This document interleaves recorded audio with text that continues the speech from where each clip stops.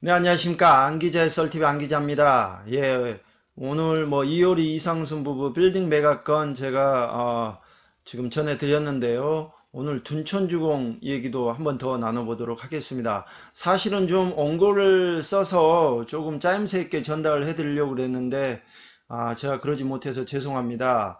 그런데 오늘 좀 주요 뉴스가 하나 나왔죠. 둔촌주공 시공단이 결국 조합에 최후 통첩을 했습니다. 그러니까 8월 23일까지 사업비 7천억 원을 갚지 않으면 이 시공단에서 대의변제한 후에 구상권을 청구하겠다. 이런 내용입니다. 이게 어떤 의미가 있는 거고, 그리고 이 문제가 어떻게 풀릴지 한번 알아보도록 하겠습니다. 지금 시공단이 얘기한 사업비 7천억 원은 이미 조합이 다 썼습니다. 그래서 자금이 없고 이 사업비를 원래는 어, 대출 연장을 해야 되는데 NH농협을 비롯해서 24개 금융사로 구성된 대주단이 대출 연장 불가 통보를 했습니다. 왜냐하면 이 연대보증을 선 시공단이 결국에는 조합과 갈라섰기 때문이죠. 그래서 연대보증을 못 써주기 때문에 결국에는 대주단 입장에서는 대출을 회수할 수밖에 없는 것입니다. 그래서 8월 23일까지 조합과 조합원들은 7천억 원을 갚아야 합니다. 그러나 갚을 돈이 없죠. 결국 그러면 시공단이 대위 변제 대신 갚아주고 이 돈을 조합에 청구하게 됩니다. 그런데 조합이 돈이 없죠. 그러면 어떻게 되나요? 경매 처분을 하게 됩니다. 그러면 조합원들은 재산을 날리게 되겠죠. 이런 상황이 되겠습니다. 그리고 시공단은 아직 받지 못한 공사비 1조 7천억 원 가량도 아직 남아 있습니다. 조합원 입장에서는 정말 피가 마르는 지금 시점이라고 할 수 있겠습니다. 사태가 어떻게 해서 이렇게까지 됐느냐라는 부분들은 그 전에 제가 많이 올려놨습니다. 처음에는 공사비 증액 문제가 이슈가 됐고요. 그리고 또 그 이후에는 조합의 어떤 특정 업체 선정 입김, 이런 이권 개입 의혹이 또 이슈가 됐었습니다. 그리고 이런 것들이 다 이제 어느 정도 해결됐는데 아직 남아있는 게 상가 문제입니다. 둔천주공 상가를 지금 기존에 상가조합이 있었는데 새로운 상가조합이 생겼고 그걸 둔촌주공 아파트 조합이 대표 자격으로 인정을 하면서 지금 상가 내부에서 분쟁이 발생하고 있습니다.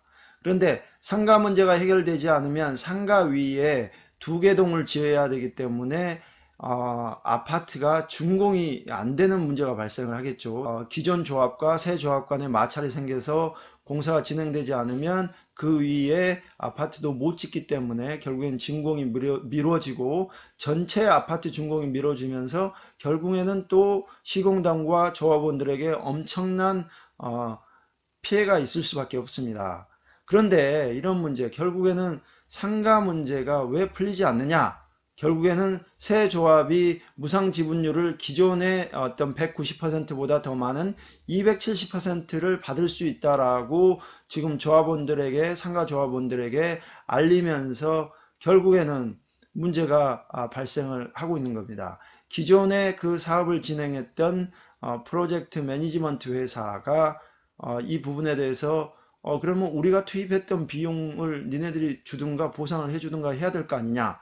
그래서 이 PM사가 지금 얘기하는 것은 지난 10년 동안 100억 원을 투입했다.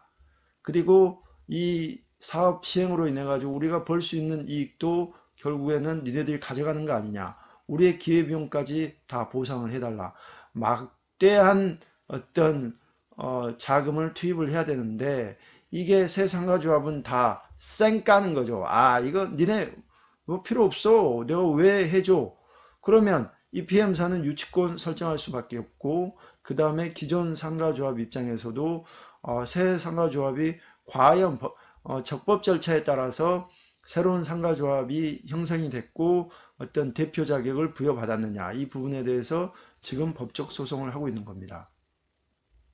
자, 그렇다면 제가 말씀드렸다시피 저도 이제 지금 자료를 가지고 있는데요. 이 부분에서 아주 그 재미난 부분들이 이 지금 새 상가조합의 대부분 조합의 임원들이 대부분 2019년도에 들어온 지분 쪼개기로 들어온 투자자들이라는 겁니다.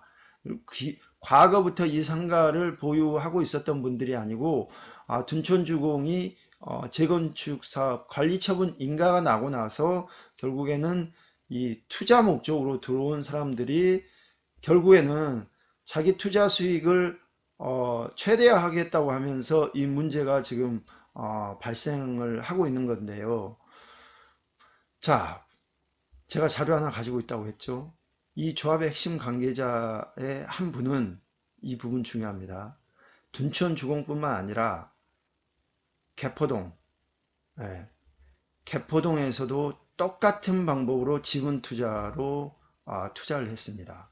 결국에는 이분은 전문적인 투자자, 나쁘게 얘기하면 약간 투기의 성격이 있습니다. 그리고 또 한 분은 자문위원으로 활동했죠. 이분은 강동구 그 근방에서 부동산 중개업을 하고 계신 분입니다.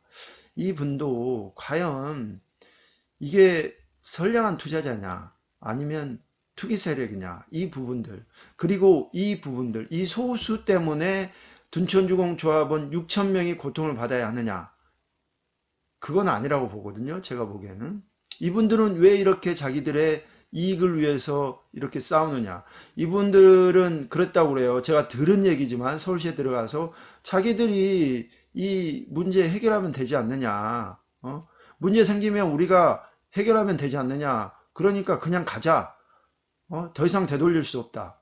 근데 보고 있으면 이분들이 단순히 자기의 어떤 지분율을 높여가지고 원래는 온전한 상가를 받을 수 없는데 상가를 받으려고 하는 것에서 끝나는 게 아니고, 혹시나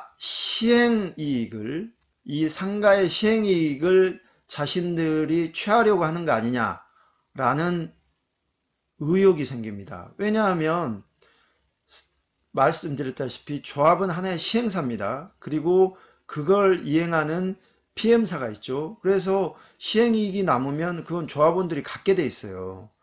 지금 작년 중반까지만 해도 부동산 경기가 아주 좋았기 때문에 이런 부분들에 대해서 욕심을 내는 거 아니냐라는 생각을 합니다. 자, 전문적으로 재건축 아파트의 상가를 지분으로 투자하는 분이 지금 지금 상가조합의 핵심 임원입니다. 그리고 또 한 분은 자문위원으로 활동하면서 부동산 중개업을 했었고, 그분의 가족도 여기에 지분으로 투자하고 있습니다. 이들 대부분이 2019년도에 둔촌주공의 관리처분이 난 이후에 들어온 투자자들입니다. 이 분들 때문에 6,000명의 둔촌주공 조합원들이 피해를 입어야 되느냐, 고민해 보십시오. 서울시는 이 부분에 대해서 이미 실태조사를 했습니다. 그럼에도 불구하고 서울시는 실태조사 결과를 발표하지 않고 있습니다. 왜 그럴까요? 문제가 없다고 보는 걸까요? 아니면 왜 그럴까요? 해결 의지가 있는 걸까요? 중재를 서울시는 지금까지 3차례에 걸쳐서 했습니다. 그럼에도 불구하고 아직까지 중재가 성공하지는 못했습니다. 이 서울시 중재에 대해서도 문제가 꽤 많습니다. 서울시는 처음에는 조합이 주장하는 것이 일리가 없다고 했습니다. 두 번째는 지방선거를 앞두고 결국에는 한발 후퇴해가지고 조합이 요구하는 측으로 중재를 했습니다.